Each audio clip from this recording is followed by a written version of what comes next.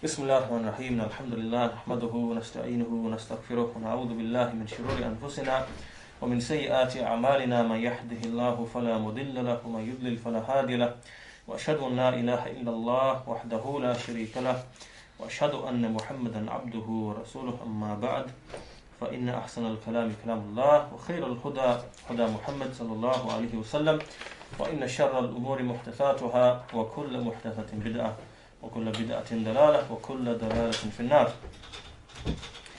Okay, today we're on the fourth lesson, on the lessons that we've been doing on the first hadith in an-Nawawī's 40 hadith. And in the previous discussions we looked at Islam and Imān, and we looked at the relationship between them both and the meanings that they carry when they are mentioned in isolation and when they are mentioned both together in the same text or in the same context. So this brings us on to al-iḥsān, which is the third pillar or the third element of Islam.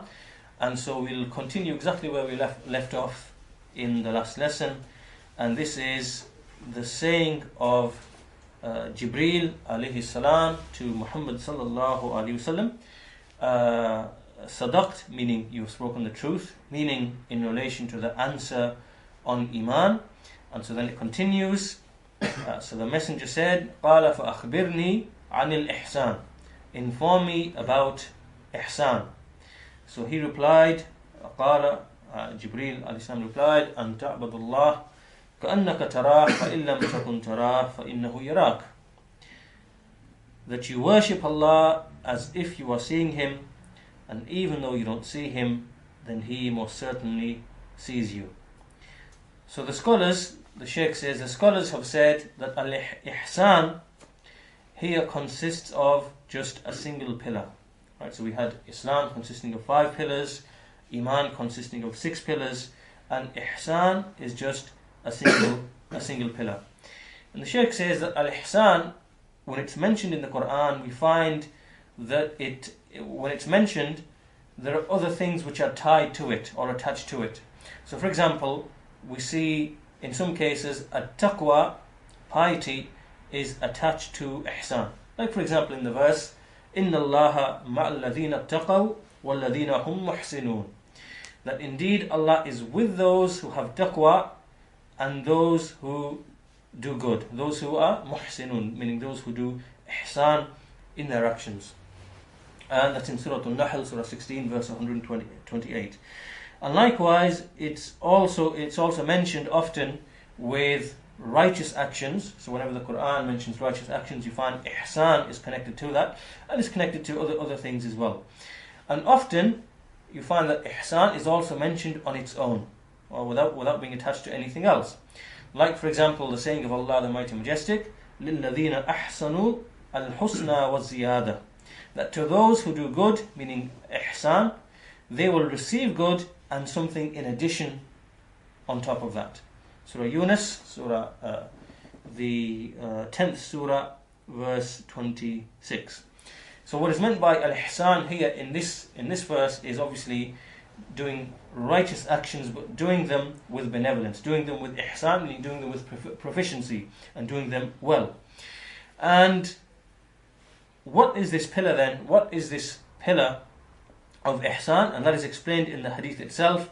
And this is that you worship Allah as if you see Him, and if you don't see Him, then indeed He certainly does see you.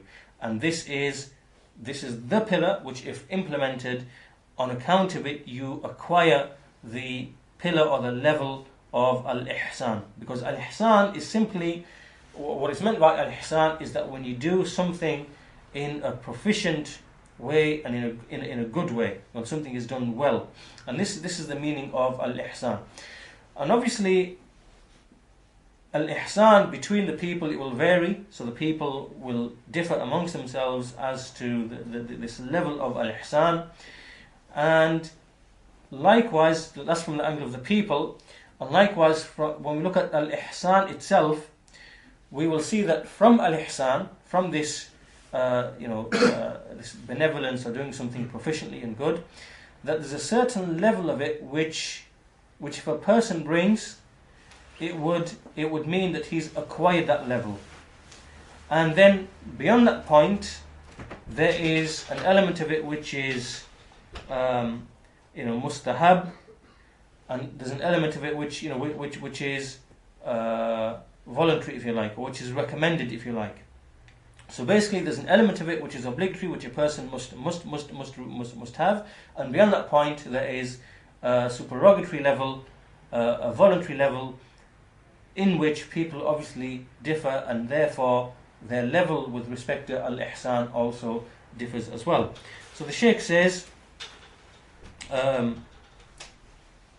the Shaykh clarifies that point, and he says that every Muslim, he must have a certain level of ihsān, this element of goodness in his action, without which his action wouldn't be correct, and that would be called the obligatory aspect. And then beyond that point, there is the supererogatory aspect, which which again the people would differ in, but would make them vary with respect to their level of ihsān, and obviously their resulting reward.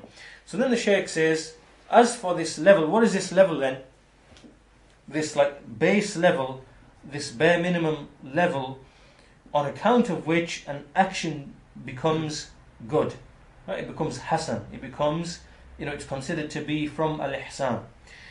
And the answer is the answer is that the niyyah, that the person's intention for that action is correct, and that it is done in accordance with the sunnah. Right? So this would render that action to be hasan. Right? That person would have fulfilled the bare minimum of the level of al-ihsān for that particular action, if his intention was correct and he did it in accordance with the sunnah. So therefore, he's fulfilled the obligatory level of al-ihsān just by doing that. And so that's the first stage. As for the next stage, as for the level which is mustahab, so now we're talking beyond and above the level of which is obligatory, then in this case, there are two further levels. There is the level which is called al-muraqabah, and there is the level which is called al-mushahada. Al-muraqabah here meaning that a person is mindful of his own actions. Right? He's mindful of his own actions. He's watchful over his own actions. That's muraqabah. And mushahada is a level which is greater than muraqabah. Right? So the level of muraqabah is less, and the level of mushahada is actually greater. And both of these are actually mentioned in this hadith, as the Messenger, as Jibrīl alayhi salam said, "An ta'budallaha ka'annaka tarah," that you worship Allah as if you see Him. Now this is mushahada. This is witnessing and observing. Right? But obviously this is the greater level that's been mentioned first, and then Jibrīl said, "And if you do not see Him," so meaning that if you are not at that level, then indeed He sees you. Right? And this is the level of muraqabah. This is where you are mindful and watchful over your own actions, because obviously you know that Allah is watching, Allah is observing, Allah is watching, so therefore you are mindful and watchful over your own actions. So this is muraqabah, but there's a level beyond that which is mushahada. So the Shaykh, he says that, he then goes on to clarify and explains, as for the first level, which is the muraqabah, then this is when this occurs in the saying of the Messenger sallallahu alaihi wasallam, فَإِن لَمْ تَكُنْ تَرَاهُ فَإِنَّهُ يَرَاكَ. Indeed, if you do not see him, then he certainly sees you. And so he says that this level is the level of most of the people. The majority of people, they are at this level, because when they reach this level, then they worship him in a manner in which they are mindful and watchful, and aware that Allah is watching over them. So a person, for example, he enters into the salah, he stands up to pray, he knows, he feels, he perceives, and he's aware that Allah is watching him. He knows Allah is watching him. He's observant of Allah in the sense that he knows Allah is watching him. And he knows that he's standing in front of Allah, Allah sees him. Just like Allah says in the Quran, وَمَا تَكُونُ فِي شَأْنٍ وَمَا تَتْلُو مِنْهُ مِنْ قُرْآنٍ وَلَا تَعْمَلُونَ مِنْ عَمَلٍ إِلَّا كُنَّا عَلَيْكُمْ شُهُودًا إِذْ تُفِيدُونَ فِيهِ. That never are you engaged in any act, in any matter or any affair, and nor do you recite anything from the Quran, and nor do you do any action except that we are witnesses thereof when you are engaged in that action. Surah Yunus, Surah 10, verse 61. And so the Shaykh says, so this is the level of al-iḥsān, which is the level of muraqabah, in the sense that a person is observant of his Lord, in the sense that he minds his own actions, he's watchful over his own actions, because he knows Allah is watching over him.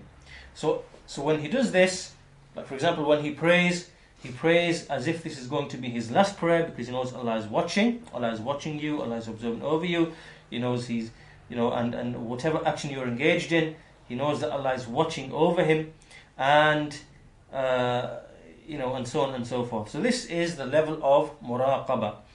And every time this increases in a servant, then the iḥsān of the servant also increases. Right? The goodness and the proficiency of his action also increases. So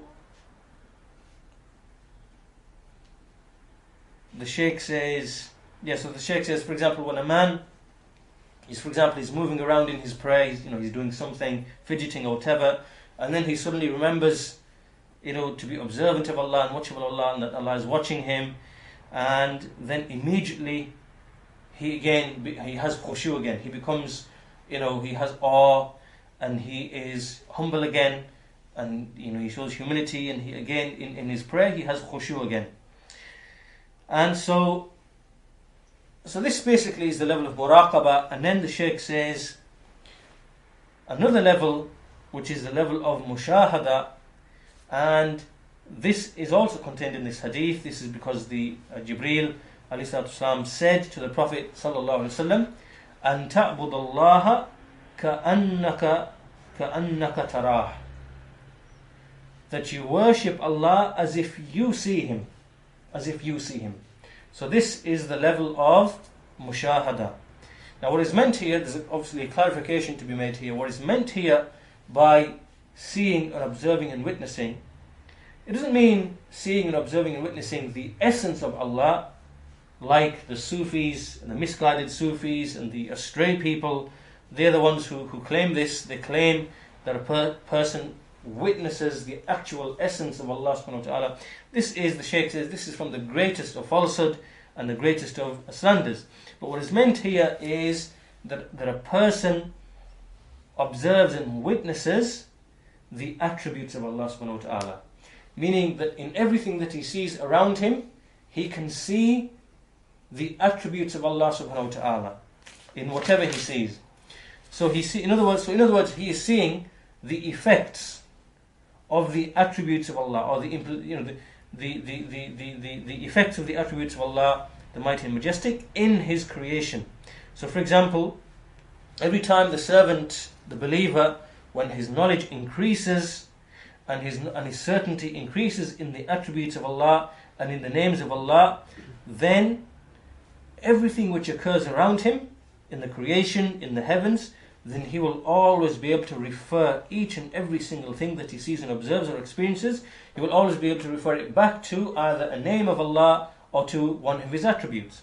So for example, when he sees something good happen in front of him, he sees something good, something that pleases him, something which is an act of benevolence, something which is good, then he will refer it back and return it back to one of the attributes of Allah.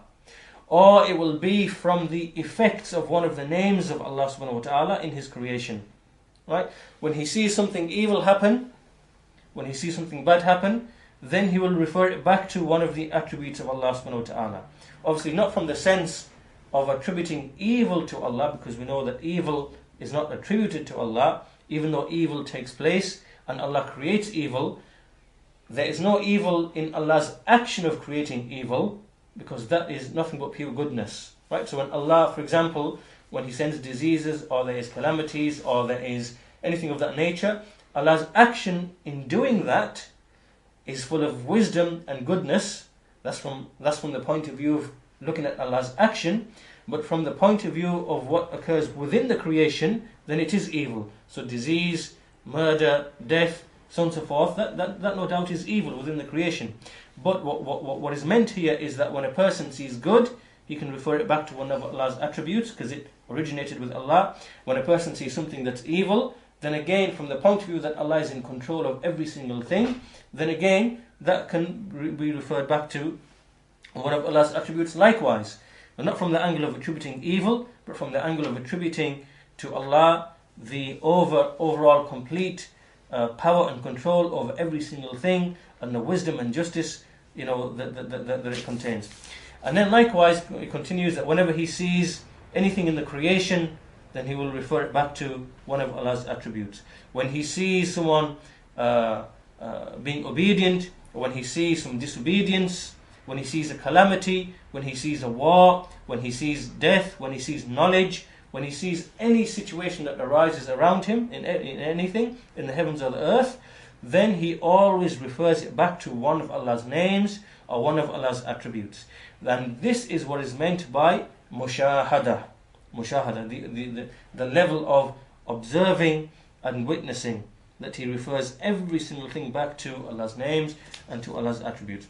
And so when a person does this, and he sees everything around him in this manner, then this level is reached. A person reaches this level every time his knowledge of Allah's names and His attributes increases, and when he sees the effects of these names and attributes within the creation.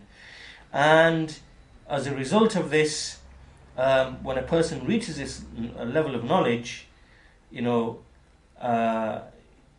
then realizes that when everything occurs around him, and he knows that it's all like a result and an effect of Allah's attributes within the Allah's attributes, then when he has this knowledge and awareness, then he will he will be fully aware that Allah Allah surrounds him, Allah is watchful over him, and Allah is witnessing him, and to such a degree that he will then become ashamed. He will have this haya, or this modesty and this shame, right? To such a level that he will even feel ashamed to even reveal his aura, even when he's alone. Right? He feels so ashamed that he wouldn't want Allah to see him in that manner. Just like occurs in the hadith itself, as a hadith regarding removing the aura. The Messenger ﷺ said, "Inna Allah ahaqqu an yustahya minhu." That indeed Allah is more deserving that a person should be ashamed towards Him. So, and this is because of this level that is reached of al-mushahada. Right? So this is a level that's greater than the level of muraqabah. Muraqabah is a person is just merely aware that Allah is watching him, so therefore he's watchful of his own actions. Mushahada is tied to the knowledge of Allah's names and attributes, and in the sense that a person, everything that is around him, he knows that it is tied to Allah's names and attributes, and he's able to relate it back to one of Allah's names and attributes. And with this level of knowledge and realization and understanding, he knows as a result of this knowledge that basically Allah surrounds him and comprehends him in every single way. Allah sees him, observes him and everything. And this obviously is a level greater than the level of just muraqabah. And in this case, the Shaykh says, so these are the levels within ihsān, if you like, a level which is obligatory to fulfill, which is correct intention and in accordance with the sunnah. And then beyond that, there are two levels which are from the mustahab elements.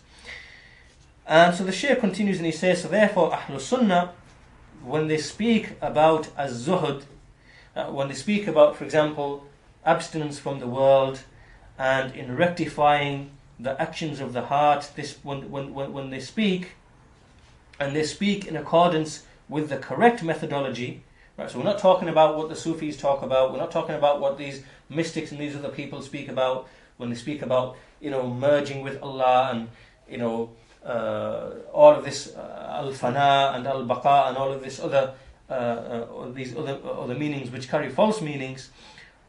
Rather, what we mean here when we speak of al-iḥsān and when we speak of rectifying the heart and so on and so forth, then Ahlul Sunnah, they place this discussion around two elements, al-muraqaba and al-mushahada. And al-mushahada, as we've said, is just something that merely comes back down to being proficient in one's actions. As Allah says in the Quran, لِيَبْلُوَكُمْ أَيُّكُمْ أَحْسَنُ عَمَلًا, that Allah may test you to see which one of you is the best in his actions. Right? So every time a person's mushahada or his muraqaba increases, so every time that he increases in that level, then the benevolence and the proficiency in his action likewise will increase and will be more. Then after this, the Prophet ﷺ said, فَأَخْبِرْنِي عَنِ السَّاعَةِ, inform me about the hour. He then asked him about the final hour. And Jibrīl said to the Messenger ﷺ, inform me about the hour. And so he replied that the one who is being questioned is not as knowledgeable, is not more knowledgeable of the one asking. And this is because the Shaykh says the knowledge of the hour is with Allah, the Mighty and Majestic, as Allah says in the Quran, يَسْأَلُونَكَ عَنِ السَّاعَةِ أَيَّانَ مُرْسَاهَا قُلْ إِنَّمَا عِلْمُهَا عِنْدَ رَبِّي. They ask you concerning the hour, when is it? And so he replied, say that you should say, indeed, the knowledge of it is with my Lord. To the end of the verse. Surah Al-A'raf, Surah 7, verse 187. And so then Jibrīl said to him, فَأَخْبِرْنِي عَنْ أَمَارَاتِهَا. So he said, inform me about its signs. Because the Shaykh says that the hour has its signs, and these are indicators or signs which which indicate its closeness.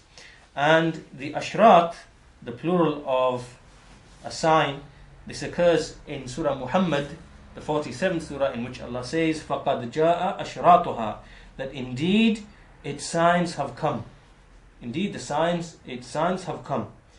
And the ashrat is the plural of shart or shurut, shart. And the meaning of shart here is a sign, a clear sign, an apparent clear sign which gives evidence to something. And so Jibrīl here then said, فَأَخْبِرْنِي عَنْ أَمَارَاتِهَا. And the signs of the hour, the Shaykh explains, are divided into two types, the minor signs and the major signs. And what is that which distinguishes between them? The thing which distinguishes them is that the minor signs are those which occur before the emergence of Al-Masih ad-Dajjal. So before the appearance of Dajjal, anything which occurs or which is mentioned as a sign, that's considered to be a minor sign. And anything which occurs after the emergence or the appearance of Al-Masih ad-Dajjal, then that is a major sign. A major sign. So what is being discussed in this hadith are the minor signs. And the major signs, the Shaykh just clarifies here, they are 10 in number, and they are mentioned in the hadith. And these you will find, for example, when we look in the hadith, you will find that these are often mentioned with the wording, for example, the last hour will not be established up until you fight so and so. Right? So this kind of wording we find in the hadith, and that indicates a major sign. So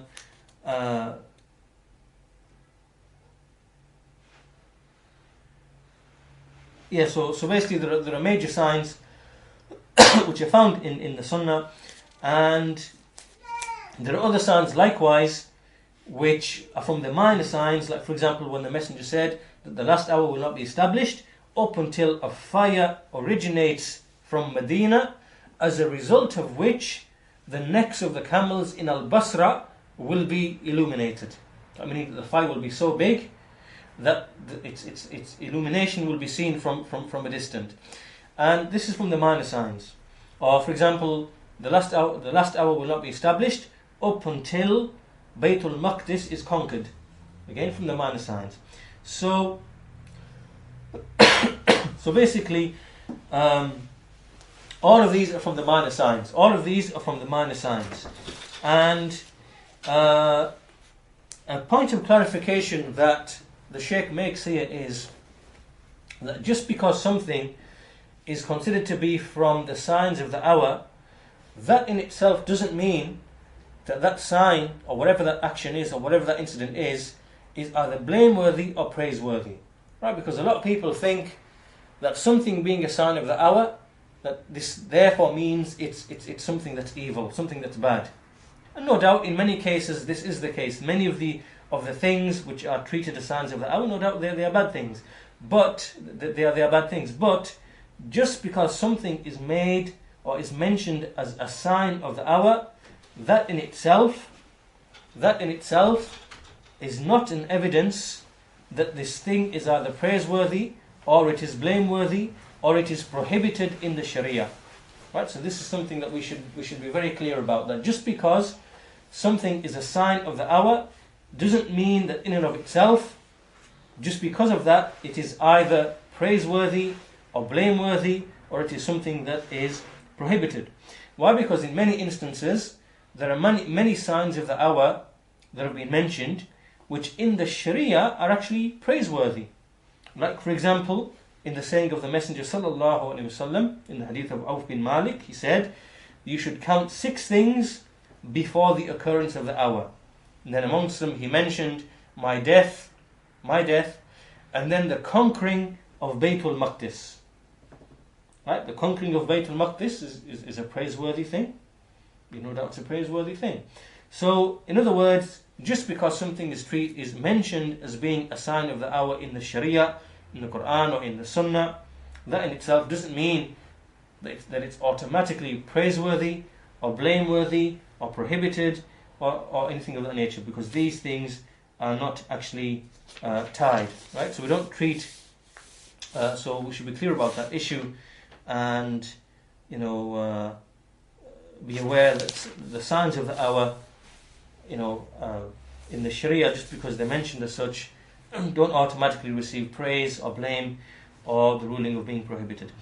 And then he went on to explain to me its signs, its minor signs. And so the Messenger sallallahu alaihi wasallam responded. He mentioned the first of them, that a slave girl gives birth to its own master, or to its own mother, if you like, or to its own, mistress or master or whatever. Then the Shaykh explains that when a slave girl, when she gives birth, whether it's a male or a female, then in reality, that offspring is the owner of that slave girl. And what it means, what this actually is referring to is that when you have someone who owns a slave girl, and by way of a relationship that he has with a slave girl, which obviously is permitted in the Sharia, he has offspring, then because that offspring belongs to him, and they are the masters, then in essence the slave girl has given birth to her own master. And this is what is being referred to. And what the Shaykh explains is that when, for example, when the master of the slave girl dies, then the mother becomes free. The mother doesn't become free, meaning that the slave girl, mother of the child, doesn't become free just because she gave birth to the child of the master. She becomes free if the master passes away. Not just merely because of the birth itself. But what is meant here by a slave girl giving birth to her own master or mother, then the word actually refers to like her own master or mistress, then because the child that is born, so when the slave girl gives birth to a child, that child is born free. That is a free child. It's not been born into slavery, it's born free. And because it's born free, and it's the offspring of the master, then therefore it becomes the master of its own mother that gave birth to it as a result of that. And this expression is used here to refer to the abundance of slavery which used to occur in the very first times, in the time of Islam, at the beginning, and likewise it occurred it occurred in that time. But what is meant here by this hadith, is that one of the signs of the hour will be that this will occur so much that it will become like a very open matter. Right? So, for example, this occurred when there was lots of battles and lots of victories, and a man would come and he would take many slave girls, and as a result he would have maybe 10, 20 slave girls due to the victories that were made. And as a result of this, he will have many offspring, and all of these offspring are the masters of their own mothers who gave birth to them. Why? Because they were born free. And so this then is like one of the signs. This is one of the signs that will indicate, one of the minor signs to indicate, the approach of the hour. And then the next sign, the Messenger ﷺ said that you see the naked, destitute, barefooted herdsmen, or the herdsmen competing in building lofty buildings.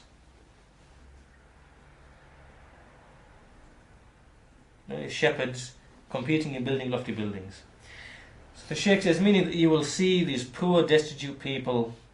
They're not people who deserve being rich. They're not people who deserve having this this lofty having these lofty buildings, or because Allah hasn't made them like that. Allah's just made them to be just mere shepherds who look after sheep, and so from the signs is that these people will leave that which they was more befitting for them, and will instead turn towards building lofty buildings. And this building of lofty buildings is something that's come in many ahadith, it's been rebuked in many ahadith. And the Sahaba radiallahu anhum, they never used to create lofty buildings. Their buildings were short and basic. And in this, the Shaykh says, is a rebuke of those people who, again, they compete in trying to build the loftiest building, whereas these people in and of themselves are not really worthy of that. And the Shaykh says this occurs because of the change in the people, and because the abundance of wealth, and because wealth has come in the hands of people who are not really deserving of it.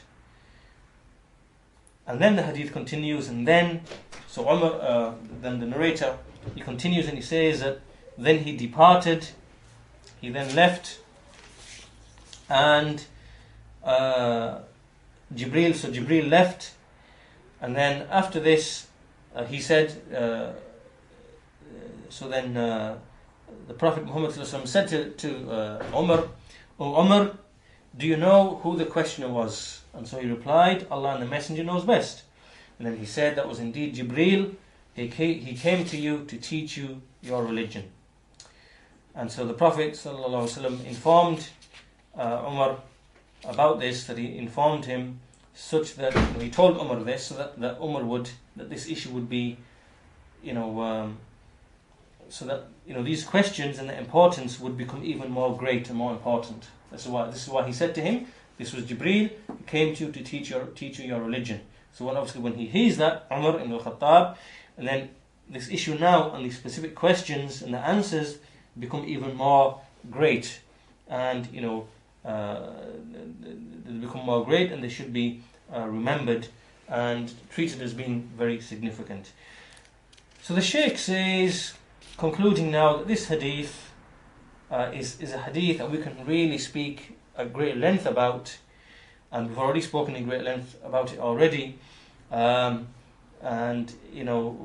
we've spoken about the individual aspects of this hadith, the individual aspects of Imān in Allah, like the angels, the books, the messengers, and we've spoken about Islām and iḥsān and sincerity of action. There are many things that the Shaykh has spoken of, the principles that are contained within this hadith. But what the Shaykh says, that what we intend here by way of this explanation is just to outline the usul, right? The general usul of the religion that we can pick out from these ahadith. This is what the intention is behind this explanation. It's not like to go into like a detailed, exhaustive explanation, but just the usul, the core fundamental principles that are found within these ahadith, and that's what the intention is. So in order to understand knowledge in general and its branches, and to understand the hadith and the sunnah and the aqidah in this sense, this is what the intention is behind this explanation.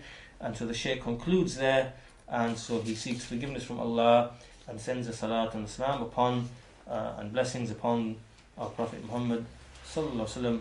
And that's the conclusion of the first hadith in an-Nawawī's 40 hadith. So inshallah we'll stop our lesson here today, and we'll commence on the next hadith in the next lesson, inshallah ta'ala.